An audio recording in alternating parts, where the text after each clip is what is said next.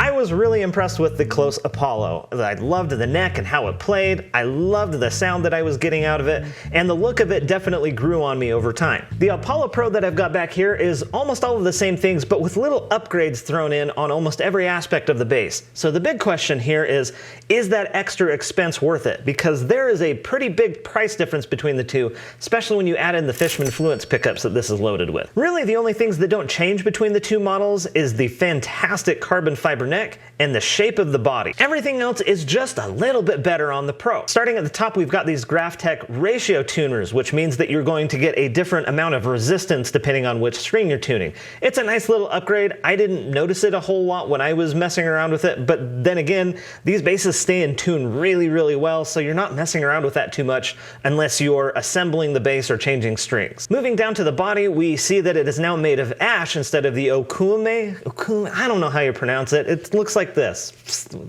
however you want to say it.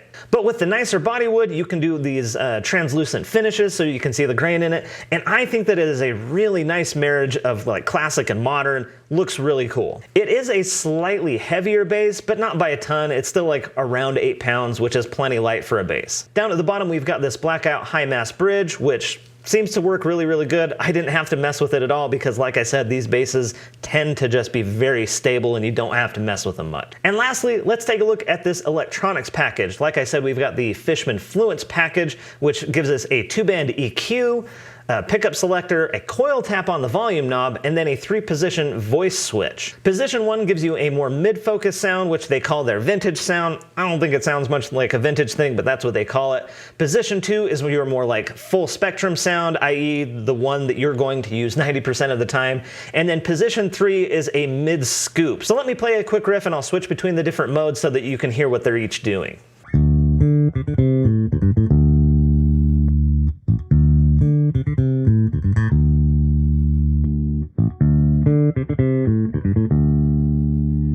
Okay, so some quick thoughts here. If position 2 was the only setting on the bass, I would be perfectly happy. I would not miss the other two because position 2 sounds fantastic.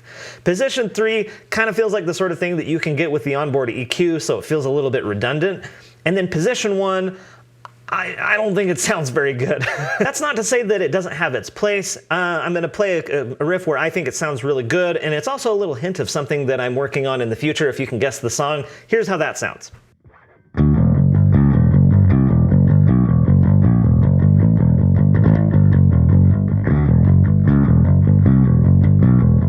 But outside of that context, I just don't think I would be using it that much. In fact, I took this bass to a gig, and what I found was that all of the different switches and tonal possibilities became more of a liability than anything. Like what I ended up getting the most value out of was just the treble control by itself and the pickup selector. Everything else was just fun, but not useful. Like when you don't have a lot of time between songs to be messing with stuff, a passive bass just gets you to where you want to go faster than an active bass because we just have fewer options. And while I did really like the coil tap, it does duck the volume just a little bit. Like, let me show you.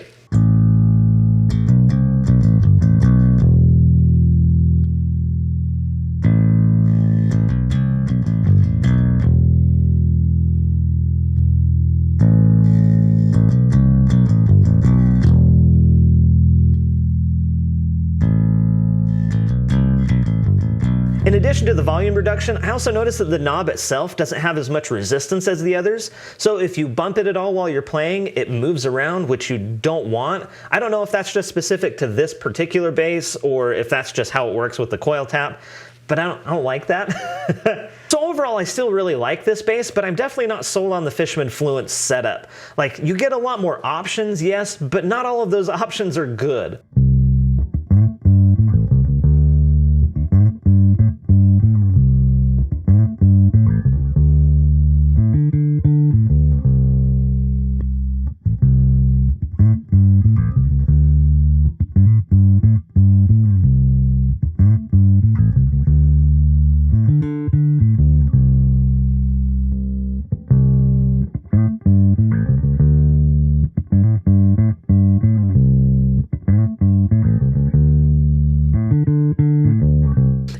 mounts on this bass definitely is a clear upgrade over it. The tuning machines are nicer, the bridge is nicer, the body wood where you can see the grain on it, it looks nicer. But honestly, given the choice between the two, I would probably go for the passive option over this.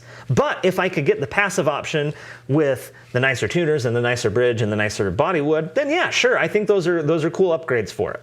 But here's the thing, Klos doesn't just allow customizations, they actually actively encourage it. And this is a cool platform because of the way that they manufacture these. You can do just about anything you can think of with these. Like you could do like an EMG Geezer PJ setup, or maybe you want to do Rickenbacker pickups, or maybe even like a Thunderbird setup, where these are so like crystal clear, maybe the T-Bird thing could be really interesting. The thing that's kind of been rattling around my brain would be to do like a single pickup thing, kind of like a Cliff Burton Aria deal, right? Just like a single humbucker. I've never seen these with just one pickup on it. I think that could be kind of interesting.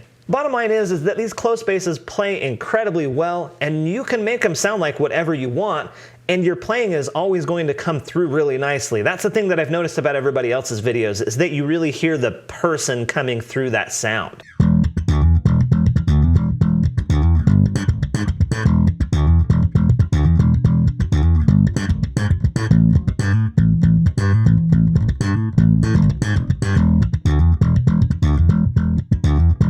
One other thing to keep in mind here too is that Klos recently started taking pre-orders for replacement carbon fiber necks. And where the neck is easily my favorite part of this bass, being able to stick that onto, this jazz bass that I've got back here, for example, seems really appealing. And maybe that'd be an interesting video because I also have a maple P-bass neck, and we could do a three-way comparison video doing the rosewood, the maple, and then the Klos carbon fiber neck. So let me know down in the comments if that's something you'd like to see. Anyway, thank you again to Klos for letting me borrow this bass for the review. I really, really like this bass, and I'm just astounded that they were able to come up with something that's so great on their first attempt, and I'm really curious to see where they go in the future. Thanks again so much for watching, and I will see you on the next one. AMP out!